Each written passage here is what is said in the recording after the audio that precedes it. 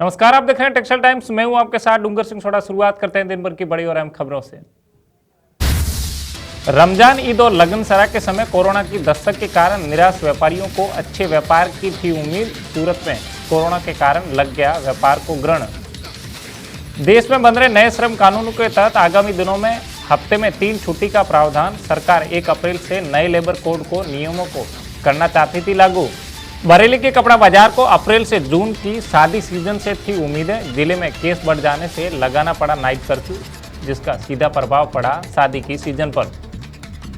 Corona के चलते मचा हुआ है हाहाकार। सामने आ रही मरीजों की भारी संख्या। महाराष्ट्र में वीकेंड लॉकडाउन के बावजूद आने वाले मामलों में तेजी से बढ़ रहा है ग्राफ। बिहार के रामनगर बाजार से ब्रांडेड कंपनी का नकली रेडीमेड कपड़ा बेचने के मामले में 3 दुकान संचालकों के विरुद्ध मामला दर्ज कर पुलिस ने किया गिरफ्तार।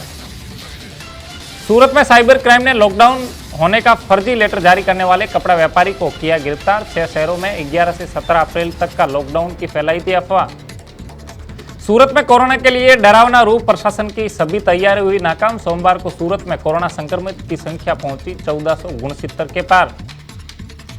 कोरोना से अर्थव्यवस्था को झटका। जीडीपी में हर हफ्ते 10,000 करोड़ का नुकसान की आशंका। पाबंदियां मई अंत तक जारी रही तो 80,000 करोड़ तक जा सकता है ये आंकड़ा। देश में वैक्सीन की किल्लत दूर करने के लिए सरकार ने किया बड़ा फैसला। जिन वैक्सीन किसी भी देश की सरकारी एजेंसी ने अप्रूवल दे रखा है, भारत ने भी दी सबको मंजूरी। लोगों में जागरूकता लाने के लिए सेंट्रल बैंक की स्कीम वैक्सीन लगवाओ ज़्यादा ब्याज पाओ। वैक्सीन लगवाने वालों को एफडी पर 0.25% ज़्यादा ब्याज।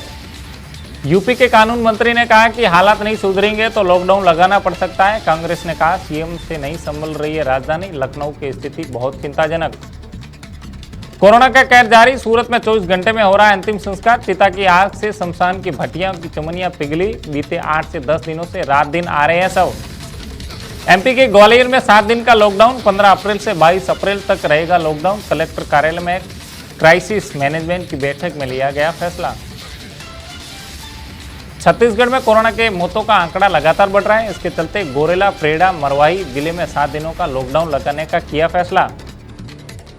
महाराष्ट्र में 9 मार्च के बाद पहली बार 52,312 मरीज ठीक हुए। वीकेंड लॉकडाउन के बाद राज्य में कोरोना के मामलों की करीब 18.3% देखने को मिली कमी। राजस्थान में 5 दिनों में कोरोना संक्रमण ने नया रिकॉर्ड बनाया है। पहली लहर के मुकाबले 7,000 ज्यादा एक्टिव केस। सबसे ज्यादा कोरोना के मामले राजधानी जयपुर में। महामारी विशेषज्ञ की सलाह, 95% लोग गाइडलाइन का पालन करें तो कोरोना की दूसरी वेव से 2 हफ्ते में उबर जाएंगे, वरना ये कितनी खतरनाक होगी कह नहीं सकते।